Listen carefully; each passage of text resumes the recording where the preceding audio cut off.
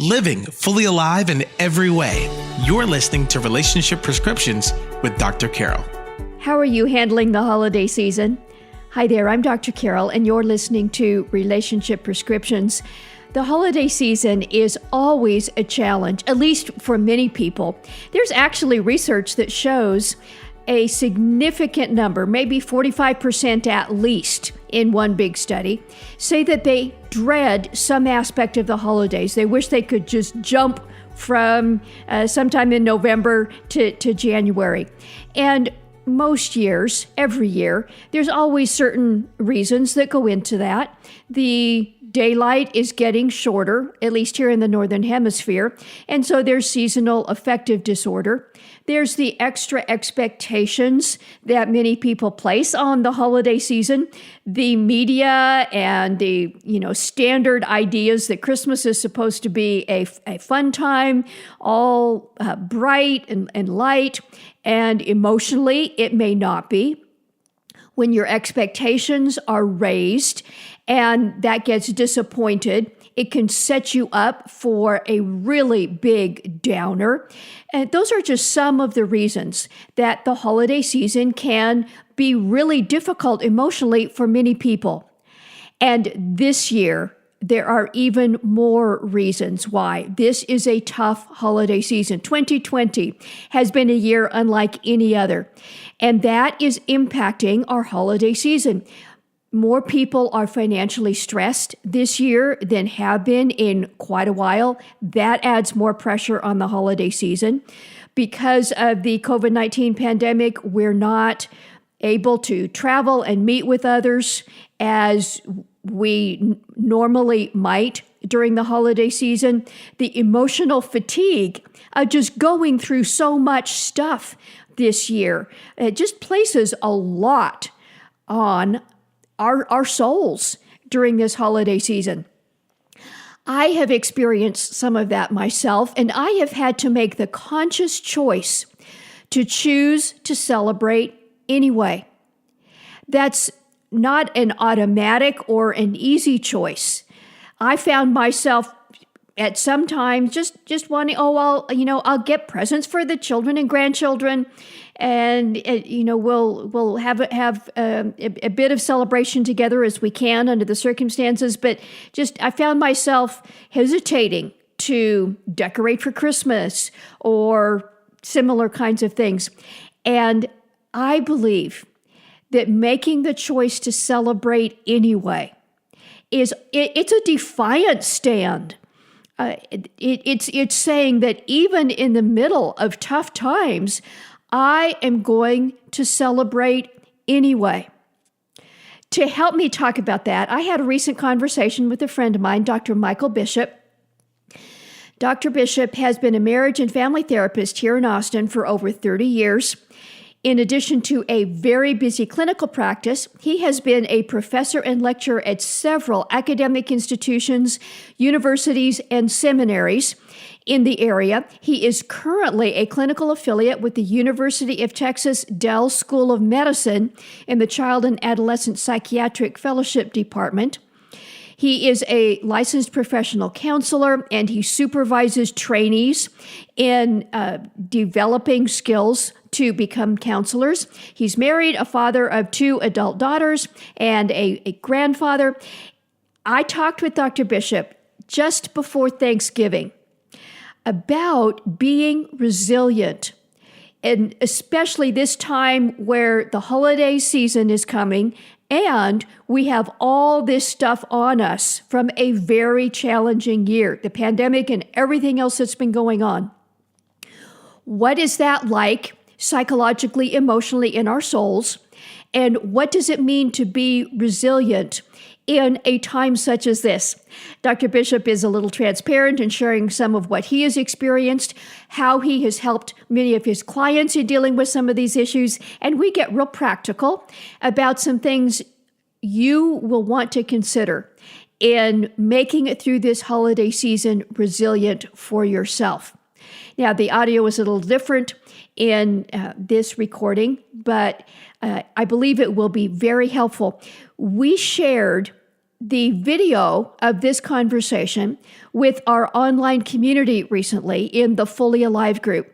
And I would also like to take this opportunity to invite you to join us in our online community. But now, here is my conversation with Dr. Michael Bishop about being resilient through this holiday season. Well, Dr. Bishop, I consider you a friend. We've connected off and on over a number of years.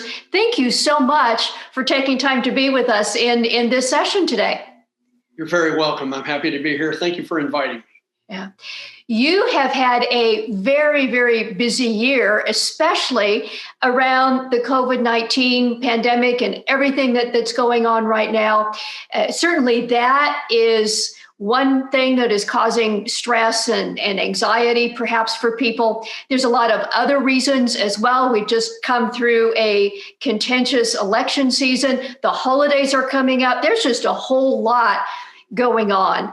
Let's start maybe by can you share some of the things that you have heard from your clients that have made this particular season really a challenge? I sure be happy to. One of the things that I'll tell you is that anxiety has definitely increased. And if you're looking at people that have never struggled with anxiety, many are now. And if you're looking at people who have had a history of struggling with anxiety, it's just only magnified.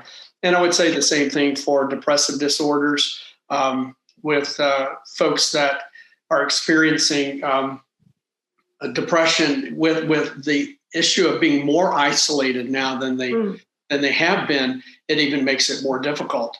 I would even say that one of the things that has been probably the most difficult to deal with has been the nature of anyone who has experienced the death of a loved one. Because what has happened is that there's no traditional rite and ritual that we're actually able to do. We aren't having funerals. I had a family member die, and all it was a graveside service that was held within the family. They didn't even feel that they could invite a minister to be with them.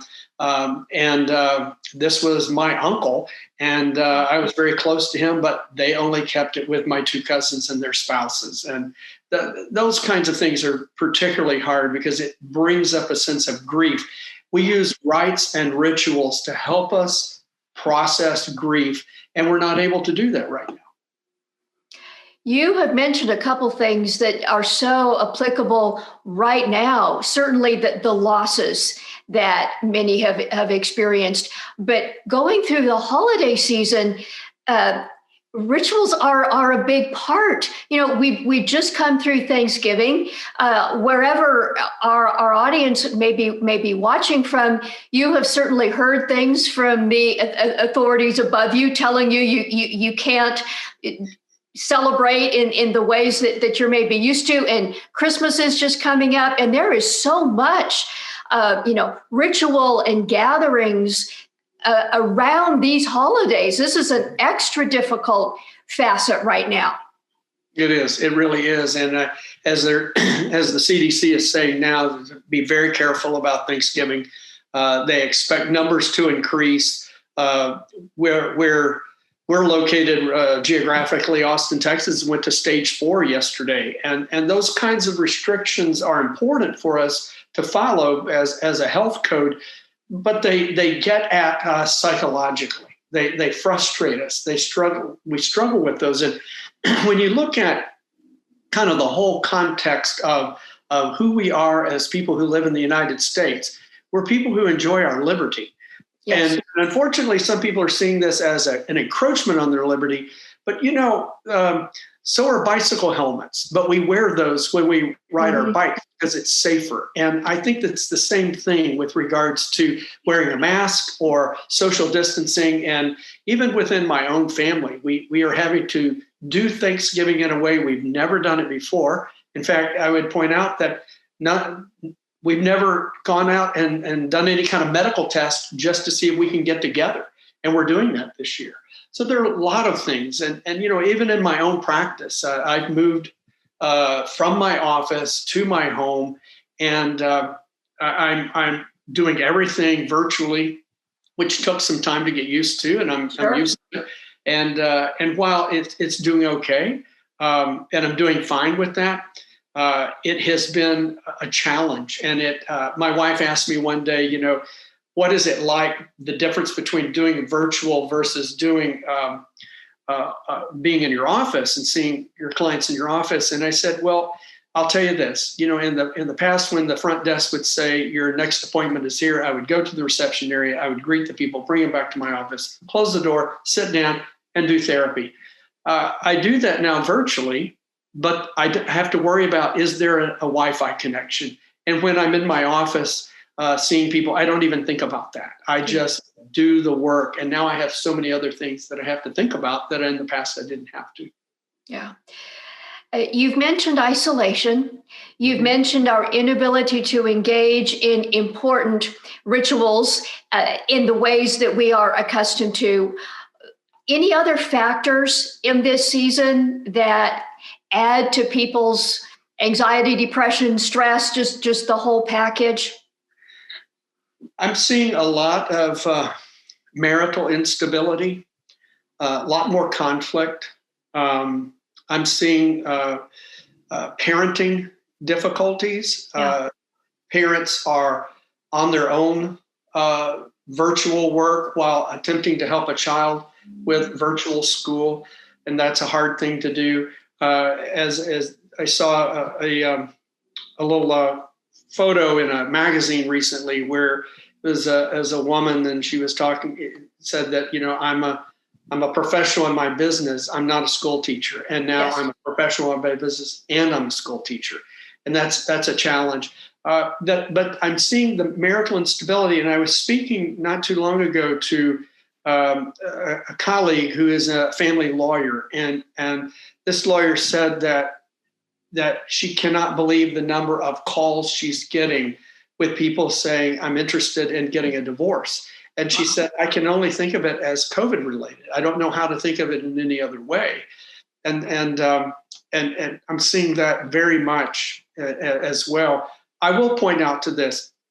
There are some cases where I've experienced where there are people that their marital experience has improved and increased because having that isolation, they've been forced to learn how to talk with each other. And they're talking about things that are far more important than they ever have. But what makes a success of a good relationship is also having time apart and doing things like hobbies or playing golf or going fishing or working in the yard or whatever it might be. And people aren't getting to do all of those things that they're typical to do. And that makes it a little challenged. But it's about how do I want my relationship? Research tells us a very simple thing, and that is if we think negatively about our relationship, that will occur. If we think positive about our relationship, that too will occur. And so I encourage people that are in these committed relationships that during this time, think positive about your partner and think positive about your relationship and how you want to conduct it. I love it when you are able to find scientific, foundation for what in some ways makes good common sense, but things that are relatively simple to understand that truly make a difference in our well-being, like thinking positive about your relationship. I love that kind of thing. Well, and one other thing I would point out, Dr. Diana Garland, who just recently retired from the Baylor University School of Social Work, did research back in the 80s that I found so profound, and I think it probably lasts till now, even though it was done some years ago. But she said that what she found in her research about what makes a marriage better is healthy communication. She said that over and over and over, that's the number one thing. The second important thing, which I found to be really fascinating, and that was a couple working on a project or a task together. And there's nothing like COVID right now that can put you in the context of working on a project and a task together.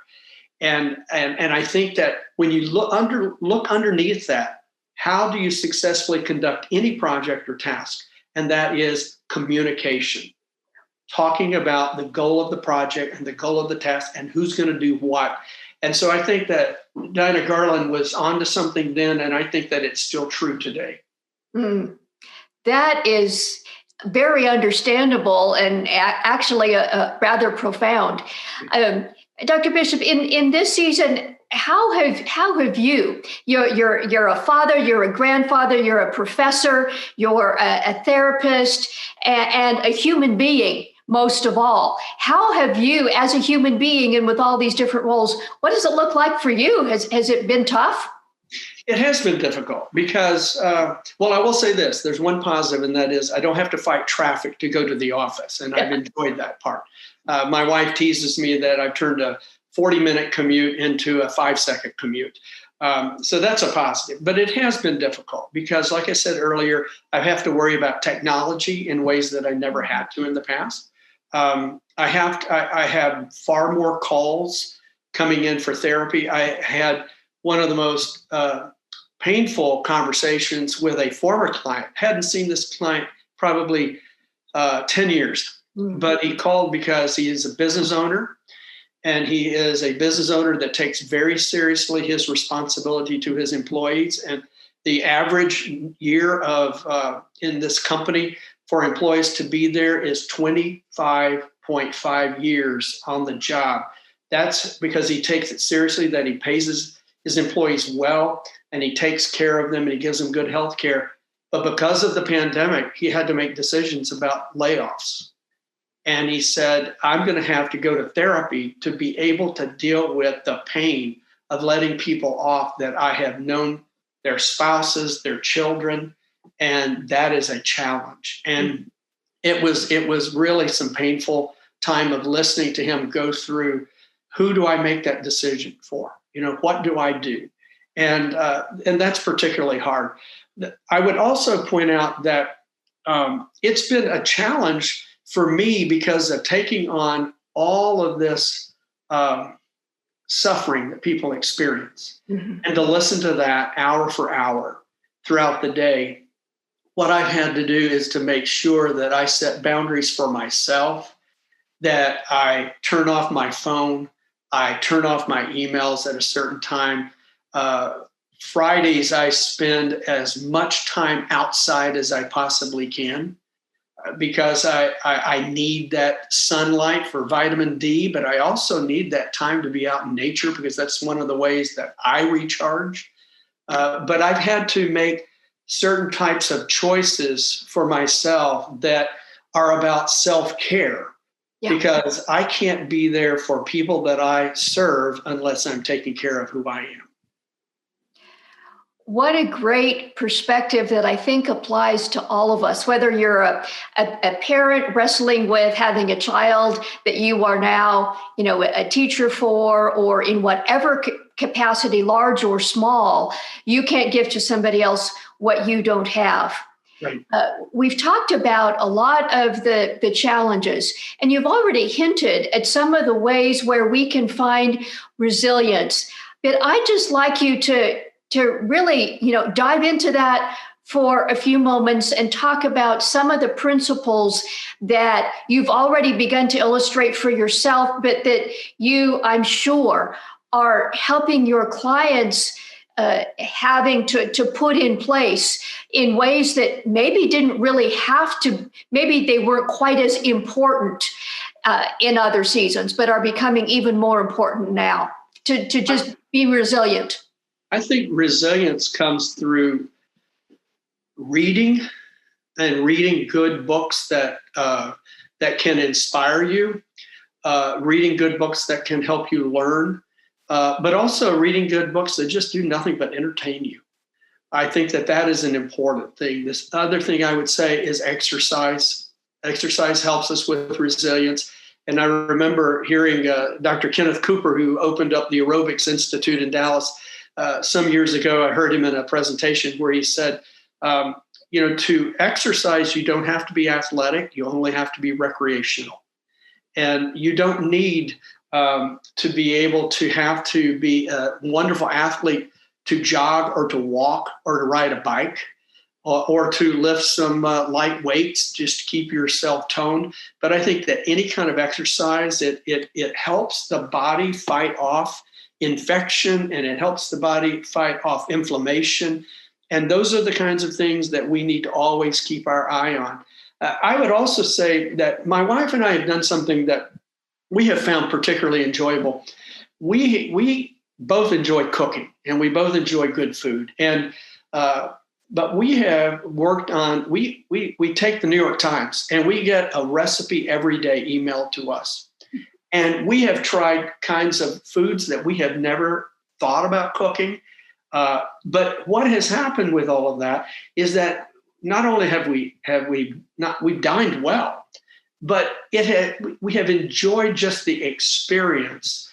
And when you're in a positive experience, I don't think there's anything else that helps you with resilience than just focusing on the positive. And even when you look at some of the writings, like of Elie Wiesel, where they were talking about in the Holocaust camps, and they were finding something to be positive about. Yes. And that's how so many of those Holocaust survivors were able to survive that horrible experience, was finding something to be positive about. I remember Viktor Frankl and some of his writings, and finding something of meaning, even in the middle of suffering, as I recall, was one of the things that he himself had to hold on to, and that he helped others who had come through the Holocaust hold on to. These principles overlap, and they're just part of how we as human beings thrive. What we need. And your comments about finding a positive experience to do with your wife, food, nourishing, that kind of experience being more than nourishing your body, nourishing your soul, nourishing your relationship. I think that's a beautiful example. For the holiday season in particular, these next few weeks, I think the holiday blues are real. I've heard a lot of people, not only this year, but in other years, talk about that. The American Psychological Association has put out over the years. Occasionally, they'll put out a little bit of data about how many people say they don't look forward to the holidays, they dread the holidays. Just a few thoughts about this holiday portion of our experience right now, perhaps. Well, Dr. Carroll, I think you're spot on. There is a real sense of holiday blues. And I know that in many communities, you can find like Blue Christmas services at churches. And because not the holidays, if you watch the Hallmark Christmas channel, or if you watch, White Christmas or some of the wonderful classic movies that celebrate the holidays, they're all about joy, but for not for everyone. Some people have just pain around the loss of someone, and in particular during this time of loss of getting to be around people, and loss perhaps of a life of someone. The thing that I look back at that, and I think so many times that if we focus on a healthy spiritual life, that also helps us with our psychological life, because it gives us another dimensional output and a dimensional input that I think is really important. Because I remember when I was in graduate school, I had a professor hand me a copy of a journal article, and it wasn't a research article. It was just somebody that had written an article proposing something. And they talked about that we have a physical dimension, and we have a psychological dimension, and we have a mental dimension, meaning the intellect. And this author said, but we oftentimes don't focus on the fourth dimension, which is the spiritual component. And this author was trying to get at, and he was taking a non-sectarian perspective, but he was saying what is really important for you is to have health in all four of those dimensions of your life. And I think that when we're looking at a situation where there's holiday blues, it is about exercising all four of those dimensions of life. And if you can find a a church, a synagogue, a parish that can offer something that for you who are sad, for those of you who are having grief or pain, because those options are available. And it doesn't have to be just about just the whole sense of that media contrived idea about Christmas has to be absolutely perfect, because for some it's painful and it's a painful time. Thank you for bringing that up, and just from a human well-being perspective. And our audience is primarily Christian, and this will resonate with them so deeply. The story of Christmas, just that nativity narrative talks about Jesus coming, and in that narrative, everything was not a Hallmark Christmas. There was real trouble there. And I see that part of the meaning in the story of Christmas as being part of what can nourish us. It's really quite separate from the kind of Hallmark Christmas that we might have in our Western culture kind of made this season to be. The original narrative was not that at all. Precisely. And even when I look over your shoulder on the wall where it says, "It is well with my soul," the origin of that hymn was that the wife and the children of the hymn composer were traveling across the Atlantic, and they hit an iceberg in the ship they were sailing in, and it went down and they were killed. And the author wrote that hymn while he was in the general spot, while he was crossing the Atlantic on a ship, and he wrote, "It is well with my soul." That is not only a sense of resilience, that's a deep spiritual life to be able to look through that pain and try to find some way that I can find hope. Powerful, powerful picture. And thank you for connecting that with what many of us are experiencing right now, and holiday blues and the meaning of this season. As we kind of bring this conversation to a close, Dr. Bishop, I'd just like to ask if there are any elements of this holiday season, this Christmas season, that might be especially meaningful for you that you might just want to comment on. Well, the good thing about it is that I have two children who have families, and one of them lives across the road. So I get to see a grandchild any day I want, which is very nice. My other child lives 7 minutes away with her family, and I get to see that grandchild. What we're attempting to do for Thanksgiving is that we're doing a social distance Thanksgiving, but we're splitting it up. So we have one day is for one daughter and her family. And we're going to dine outside, and then the next day will be for the other family, and we will again dine outside. Now that'll be a lot of food we're consuming, of course, but the thing is that we're looking forward to just being together as best as we possibly can at this time, and looking for hope, and just looking for the sense of thankfulness for that we do have. Our lives, and we have our relationships, and because I am an optimistic person, and I'm always looking for where underneath any kind of challenge and difficulty can I find some sense of hope, some glimmer of something that's optimistic and gives me a sense of looking forward into the future. And so that's what we're doing, and we have no idea what we'll do come Christmas. But we will do just like you and I are doing. We do Zoom calls all the time with each other, and we enjoy that very much.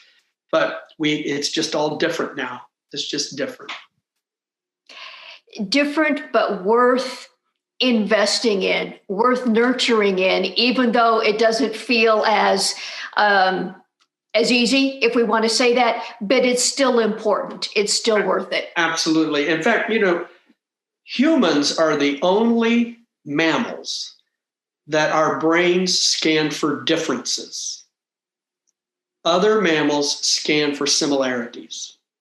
Interesting. And humans, though, scan for differences. And what I think that does for us, if we will rely on that, is look for what is different that can become new for us and maybe become a new tradition, a new way of doing things. In fact, I would say that before COVID, my wife and I, we live out in the country, and my wife and I would rarely sit out under the trees in the front yard. And now we do that every day, every evening. We wave at neighbors who are walking their dogs. We speak to each other. We talk to one another. And so there has been something that has come out of this experience that has been very positive for us.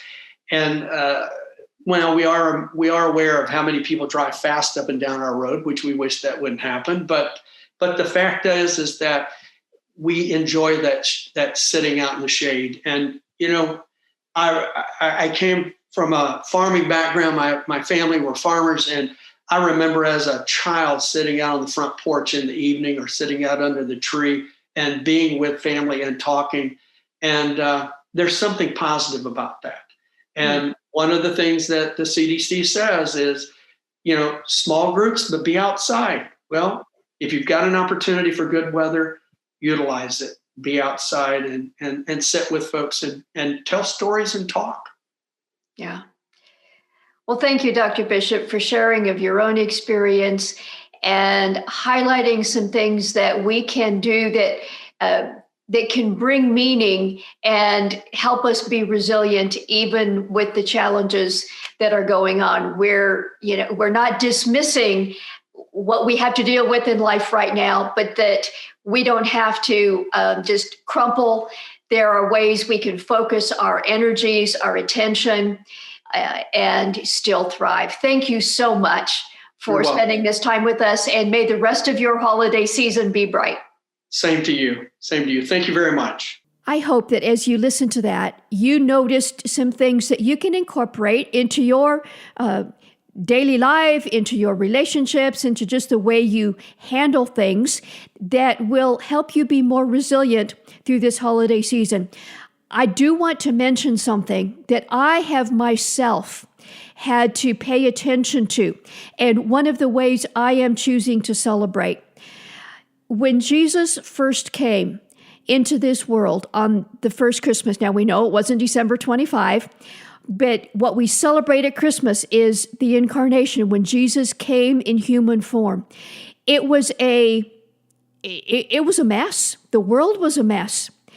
And when I remember that, I have to choose to remember that and use this season to also remind me that it's not as good as it gets. This is not the end. This is the middle act in the story that God is writing. And there is a glorious future yet to come. So for all the trouble and all the stress, it's appropriate that we celebrate that Jesus came, that God came to be with us in human form on that first Christmas, and also to remember that was one step in the grand story that God is writing and that you and I get to be a part of. So I want to take this opportunity to encourage you in this Christmas holiday season to look up, take care of yourself, love each other well, love those close to you well, and remember that this is not the end. I want to again invite you to be part of our Fully Alive Group online community where we deal with tough stuff every week. I show up there with some kind of video communication with you every week. Sometimes it's a live question and answer session, and I love those. We bring guest experts like Dr. Bishop to address tough things like mental and emotional illness and health. How do we handle our mental emotional wellness? We talk about tough marriage issues. We talk about sexuality, pornography, dealing with sexual brokenness. We talk about physical health and how do we live well caring for the human body that God gave us, and religious stuff.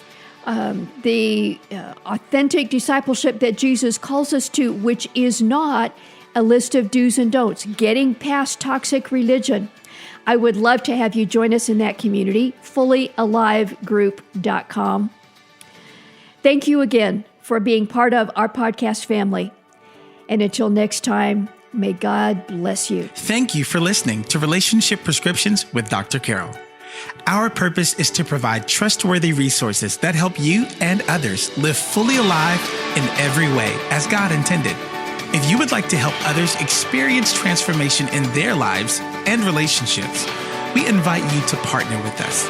Text the word GIVE, that's GIVE, to the number 512-980-1620. Or visit our website at drcarolministries.com/donate to make a one-time contribution or monthly gift. Your financial support allows us to expand our message and to help others. Thank you so much, and may God bless you.